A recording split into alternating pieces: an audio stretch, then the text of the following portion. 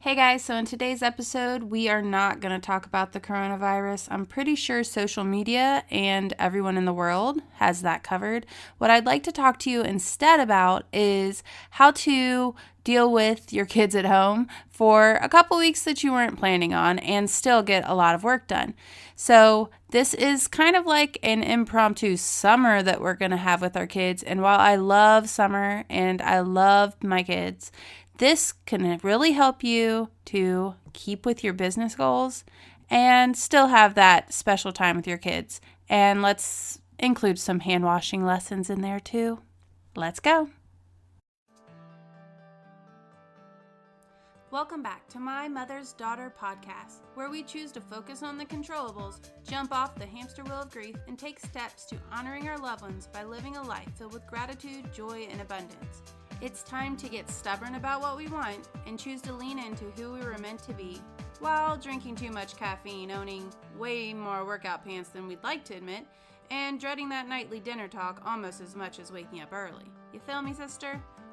I'm Angel McElhaney, motherless daughter, positive psychology junkie, and not so master juggler of my crazy crew, and I believe that you can heal and find happiness after loss.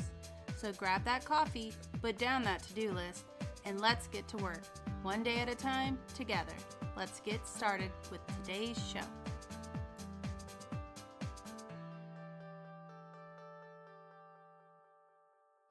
Hey guys, so if you are in Ohio, or maybe even if you're not in Ohio, but you are possibly becoming one of the states that is deciding to have your kids be home for several weeks coming up, or honestly, maybe this is even someone who's considering being a homeschool family and you have a network marketing company or maybe a social retail company or e-commerce or something to where you can work from home.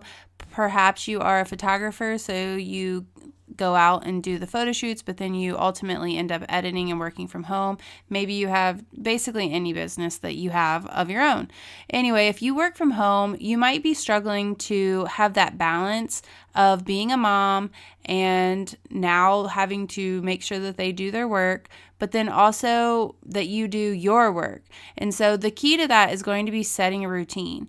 And so for me, I think that it's always helpful if you get the kids stuff out of the way, almost like fill their tired tank. I actually heard that I followed Taking Care of Babies on Instagram whenever I was getting Thea sleep trained, and she's really great. You should go follow her if you have a little one that doesn't want to sleep, because her tips really did help. But anyway, she had this way of calling it filling your child's tired tank. So kind of like thinking, are they getting tired? So a lot of times when kids are laying around and they're not really putting in the exercise they normally would, or the mental, exertion, I guess, that they would normally in a school day, then they're not really going to be as tired, but they might just be kind of lazy or whiny if they're a little kid, right? So the idea of filling the tired tank is in the routine is getting them outside and then also getting all that work, that hard brain work out of the way first. So that could be possibly, usually I would think in the morning. So setting a clear wake up time. So even though you're home with your kids and, it's kind of like an extended spring break, like, ooh, it's almost like a trial summer, you still want to have a set wake up time and a set bedtime so that you have your own sanity and so that Medusa Mama doesn't come crashing out, but also so that they can have good energy and so you can have your time too. So I do know that, especially in my house, that sometimes on the weekends the kids will try to stay up way late, and yeah, that's fine here or there, but if it's going to be for ongoing or 3 weeks, that's going to leave everyone feeling cranky. Their food habits probably won't be as good. Our day will get away from us. And so just to avoid all of that, the first thing you want to do is set a routine. So a set bedtime, a set wake up time, and also set meal times. So I don't know about you, but when they're here all day, I have 3 boys here and a little girl, but she can't make her way to the pantry yet. But they will just constantly snack, snack, snack, snack, snack. And so having those set meal times, set wake up times, and set sleep times will be so crucial to them and to you for just getting their really just so they know what to expect and getting their day on a good start. Okay, next up is instead of having full days where you guys do nothing and then full days where you run, and then maybe another day where you're at home but you're trying to like declutter and clean the entire house. Instead, try to have some sort of structure to your day like I mentioned before, but also even in the quiet and busy times of your day. One thing I'm going to work on getting into place for my boys, especially the older ones, are task charts. I know that Cohen has a chart right now where he has little stickers and he'll put it on there, but this can help them to be a little more self-sufficient so that if you are trying to squeeze in a little bit of work here or there, that you're able to do that. But also you need to be mindful of your time too. So are you scrolling on Instagram or Facebook, or are you actually being intentional with your time? So I would ask you guys all to stop right now, open your phone, and check out the number of hours of screen time that you have on there. Because I feel like we get really hard on our kids, but then we look on there and we're like, oh, well, that must have been Thea with like listening to Coco Melon while I was at the salon, right? Or something, which we were just there for Ty to get a haircut, but she did really great listening to Coco Melon. But anyway, so the fact of the matter is we can get really hard on our kids whenever we're doing the same thing. So just try to be a little bit better model for that and to have set times and boundaries when you're going to actually work and when you are going to be playing. So playing and working with them. Having these boundaries set up is going to make it feel like you're not failing as the parent part, but also that you don't have mom guilt that you're trying to work and get stuff done too. Okay, so step 1 was routine. Now I want you guys to do step 2, which is keep it simple. So I know that we all go on Pinterest and we scroll, and I don't even think I add them to boards now. I just screenshot it with my 40,000 pictures in my phone.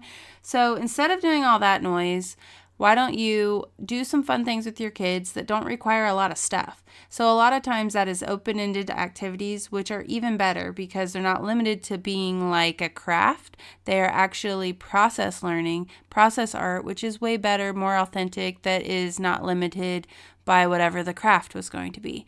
So a lot of times it doesn't take a lot of stuff, but rather things that you even have around your house. So if you need some ideas for these, definitely obviously you can go to Pinterest. I love Pinterest too, but don't get stuck on all the crafty things that end up making it to where you have to micromanage the whole thing. So add this piece of efficiency and just keeping it simple. Also, I know that we are all trying to not go out a lot and expose into large crowds or anything like that with this illness that is wrecking the whole world right now. But with this pandemic around, all we have to think about is things to do that are not populated. So maybe this is a good opportunity for you guys to get into green space, to possibly go for a walk in a creek, or if the weather allows, or even go for a hike or that sort of thing, or even outside in your yard, play basketball, Foursquare. Who remembers Foursquare? I feel like that. What happened to Foursquare? That was really, really good back in the 3rd grade. Anyway, so basically getting outside. This is going to be great for the kids, especially with cabin fever setting in if you guys aren't leaving the house a lot.